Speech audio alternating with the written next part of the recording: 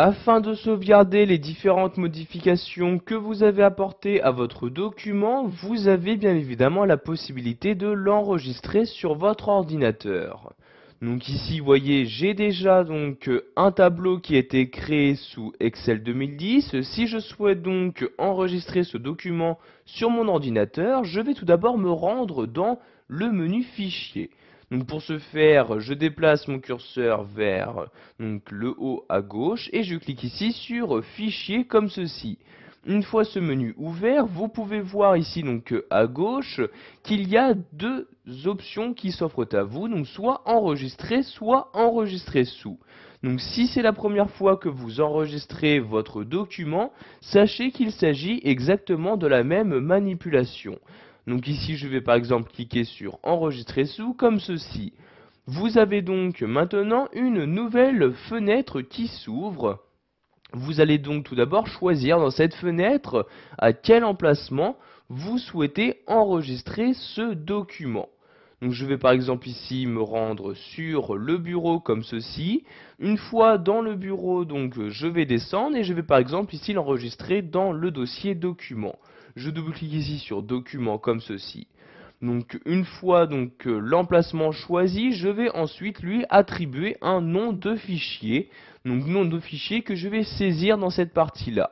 Donc je fais un clic dans ce champ-là pour sélectionner le nom actuel et je vais maintenant saisir à l'aide de mon clavier le nom que je souhaite donner à mon document.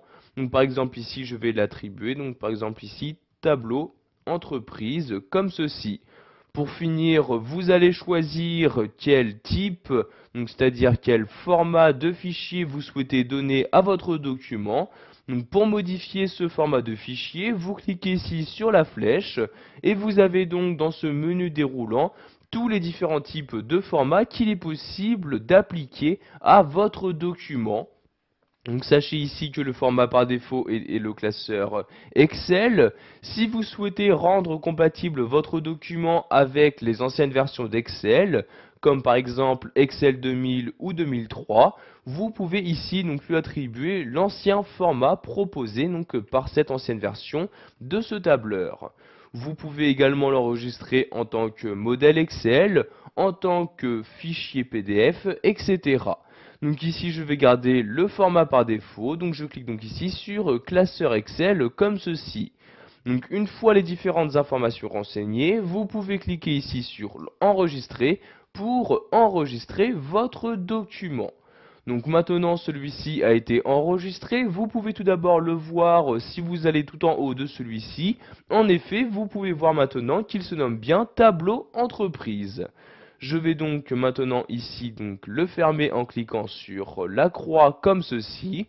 Nous allons donc maintenant le réouvrir. Donc je vais ici sur le dossier document, je double-clique donc dessus. Donc si je descends ici, vous pouvez voir que le fichier tableau entreprise apparaît bien. Il me suffit de double-cliquer dessus pour l'ouvrir. Donc vous voyez, je fais un double-clic. Et comme vous pouvez le voir, ce document a bien été ouvert. Donc je vais maintenant y apporter différentes modifications. Donc je vais par exemple ici y ajouter une colonne. Donc je clique ici sur cette cellule-ci et j'écris ici pays comme ceci. J'appuie ensuite sur la touche entrée. Donc j'ai maintenant une nouvelle colonne qui a été insérée dans mon tableau. Donc je vais ici renseigner le pays. Je vais mettre France comme ceci. J'appuie ici sur la touche entrée et je vais maintenant répéter ce mot-ci sur toutes les lignes de mon tableau. Donc je sélectionne la cellule et je vais me rendre dans cette partie-là. Je clique. Je maintiens le clic de ma souris et je la descends. Donc ici, pour appliquer le mot France sur toutes les lignes de mon tableau, comme ceci, je lâche le clic de ma souris et vous pouvez voir que j'ai en très peu de temps rajouté une nouvelle colonne. Je vais maintenant enregistrer ces nouvelles modifications. Donc pour ce faire, je retourne en haut à gauche et je clique ici sur Fichier comme ceci. Donc comme vous pouvez le voir, vous avez toujours deux possibilités, donc soit enregistrer sous. Donc maintenant que nous avons déjà enregistré notre document, ces deux manipulations sont différentes. Si vous choisissez enregistrer, votre ancienne sauvegarde sera écrasée et sera mise à la place cette nouvelle version de votre document. En revanche, si vous choisissez ici enregistrer sous, vous allez enregistrer ce document en tant que nouveau document, c'est-à-dire que vous devrez de nouveau lui attribuer un emplacement, un nom, puis un format de fichier. Donc ici, je vais juste écraser l'ancienne sauvegarde. Je clique donc ici sur enregistrer comme ceci. Sachez également qu'il existe un raccourci clavier, il s'agit de CTRL S. Donc maintenant, mon document a été sauvegardé, je reclique ici en haut à droite sur la croix pour le fermer et je vais de nouveau le réouvrir. Donc vous voyez ici, il s'agit toujours du même document. Je vais donc double-cliquer dessus pour l'ouvrir. Donc vous voyez, je fais un double-clic. Et comme vous pouvez le voir, il y a bien donc ce même document qui s'est ouvert, et donc se trouve bien toujours la nouvelle colonne, c'est-à-dire que les modifications ont bien été enregistrées sur le même document.